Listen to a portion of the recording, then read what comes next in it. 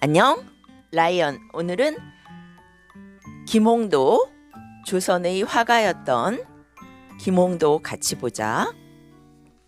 홍도야, 거기서 뭐하니?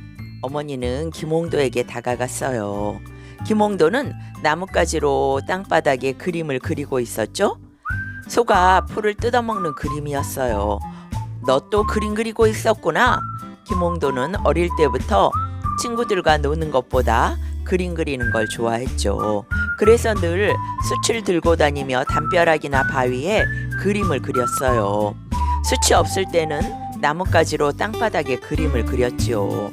우리 홍도는 꼭 그림을 그리려고 태어난 아이 같아. 어느 날 저녁 어머니가 김홍도를 불렀어요. 내일은 우리나라에서 이름난 문인 화가이신 강세앙 선생님께 내 그림을 보여드릴 거야. 그러니까 네가 그린 그림을 챙겨두렴. 김홍도는 어머니 말씀을 듣고 가슴이 두근거렸어요. 이런 그림을 보여드릴 수는 없어. 새로 그려야겠다. 김홍도는 등불을 켜고 종이 앞에 앉아 붓을 들었어요. 무엇을 그리지? 아, 그래. 개울에서 물고기 잡는 아이들을 그리자. 선생님의 눈부신 이름을 듣고 왔습니다. 제 아들이 그림을 배우고 싶어 하는데 가르침을 주십시오. 어머니는 강세왕에게 김홍도가 그린 그림을 보여주었죠. 타고난 재주가 보통이 아닌걸? 잘만 가르치면 훌륭한 화원이 되겠어. 강세왕은 어머니를 바라보며 말했죠. 재주가 있는 아이로군요. 그림을 배우고 싶다면 저희 집에 보내주십시오. 제가 틈틈이 그림 공부를 시키지요. 김홍도는 강세왕 밑에서 그림을 배우기 시작했어요. 김홍도가 그림 공부를 시작한 지 여러 해가 지났어요. 김홍도는 나날이 그림 솜씨가 좋아졌죠. 하루는 언젠가 장터에서 보았던 닭 싸운 그림을 그렸지요. 마치 닭이 살아 움직이는 것처럼 생생한 그림이었어요. 이제 김홍도는 누가 보아도 그림을 썩 잘 그리는 재주꾼이었어요. 김홍도는 뛰어난 그림 솜씨를 인정받아서 도화서라는 곳에 들어갔어요. 도화서는 나라에서 쓰는 그림을 맡아 그리는 곳이에요. 화원과 그림을 배우는 생도들을 두고 있었는데 김홍도가 생도로 뽑힌 거예요. 김홍도는 들어가자마자 다른 생도들보다 더 뛰어난 그림 솜씨를 마음껏 펼쳐 보였죠. 참 대단해. 그림 솜씨가 빼어날 뿐만 아니라 글씨도 잘 쓰고 시와 음악에도 두루두루 솜씨가 있으니 그러게 말입니다.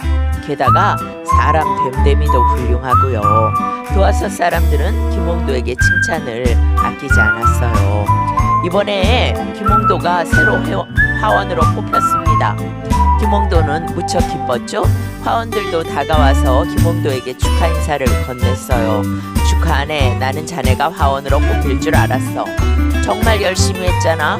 김홍도는 곧바로 강세왕을 찾아가서 인사했어요. 선생님 덕에 화원으로 뽑혔습니다. 고맙습니다. 허허허. 자네가 그림 공부를 열심히 한 덕이지. 정말 잘 됐네. 강세왕은 김홍도를 흐뭇하게 바라보았죠. 김홍도는 화원이 되자 더욱 바빠졌어요. 나라에서 시키는 여러 가지 그림을 맡아서 그려야 했거든요.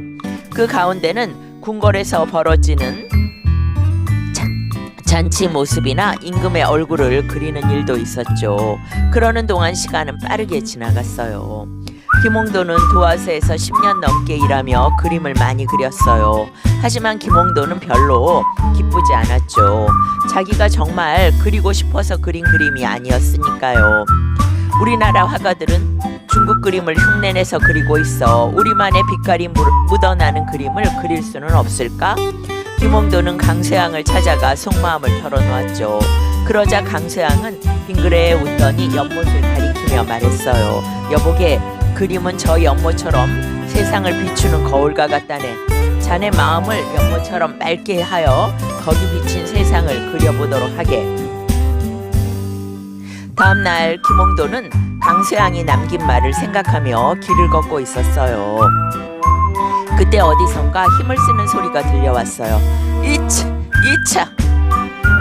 김홍도가 돌아보니 느티나무 아래에서 두 젊은이가 씨름을 하고 있었어요. 김홍도는 씨름판을 보고 있자니 가슴이 콩콩 뛰었어요. 아, 얼마나 보기 좋은 모습인가. 모든 사람이 한데 어우러진 이 씨름판을 그림으로 그려야겠다. 김홍도는 집으로 돌아오자마자 그림을 그렸어요. 이 그림이 우리에게 널리 알려진 풍속화 씨름이랍니다. 며칠 뒤 김홍도는 길 가다가 글 읽는 소리에 걸음을 멈추었죠. 가만히 들여다보니 아이들이 서당에서 책을 읽고 있었어요. 그런데 한 아이가 혼자 꾸벅꾸벅 졸고 있지 뭐예요. 훈장님은 회초리를 들어 아이의 종아리를 때렸어요. 그러자 아이는 훌쩍훌쩍 눈물을 흘렸죠. 김홍도는 곧장 집으로 돌아가 이 모습을 그림으로 그렸어요. 이것이 바로 풍속화 서당이지요. 김홍도는 백성들이 사는 모습을 그린 그림이 우리 조선만의 것이라고 생각했어요. 김홍도는 백성들이 사는 모습을 모두 그림으로 담고 싶었죠. 그래서 틈만 나면 마을 여기저기를 돌아다녔어요. 김홍도는 길거리, 논밭, 나루터, 대장간, 빨래터, 우물가에서 만난 백성들의 모습을 하나하나 그림에 담았어요. 또 김홍도는 우리나라의 아름다운 자연도 제대로 그려보고 싶었죠. 우리나라 산과 강은 얼마나 아름다운지 몰라. 나는 우리나라의 자연을 깊이 있게 그리고 싶어. 어느 날 임금 정조는 김홍도와 김응환을 불렀어요. 내 그대들에게 부탁이 하나 있어. 지금 곧바로 길 떠나 우리나라에서 가장 아름답다고 하는 금강산을 그려와 줄 수 있겠어? 봄, 여름, 가을, 겨울 저마다 아름다운 색깔을 내는 금강산의 모습을 가까이에서 보고 싶소.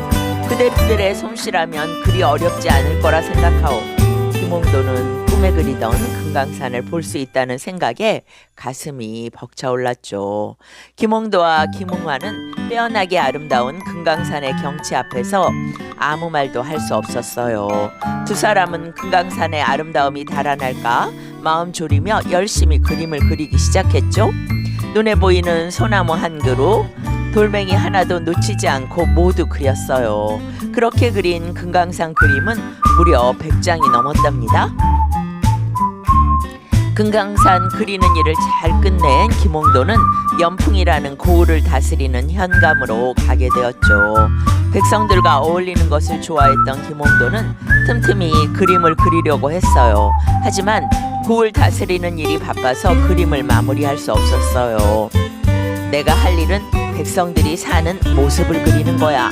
김홍도는 현감 벼슬을 그만두고 한양으로 올라갔어요. 그리고 다시 백성들이 사는 모습을 그림에 담았지요. 김홍도에게 그림을 얻으려고 찾아오는 사람들은 무척 많았어요. 하지만 김홍도는 억지로 그림을 그리려 하지 않았어요.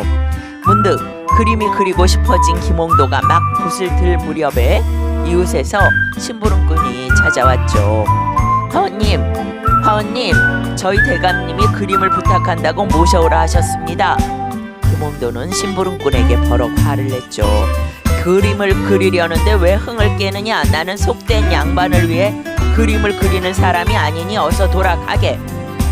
김홍도는 정말로 그림을 그리고 싶을 때 즐거운 마음으로 자기가 그리고 싶은 그림을 그렸던 거죠.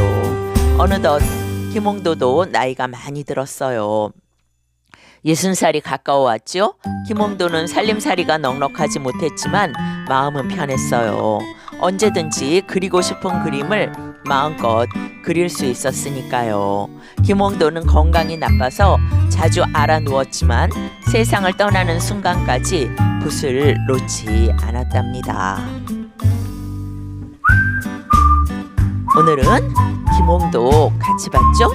조선의 대표 화가로 손꼽히는 김홍도는 어릴 때 강세왕에게 그림을 배웠고 도화서에 들어간 뒤에는 궁궐에서 쓰이는 온갖 그림을 훌륭하게 그려냈고요.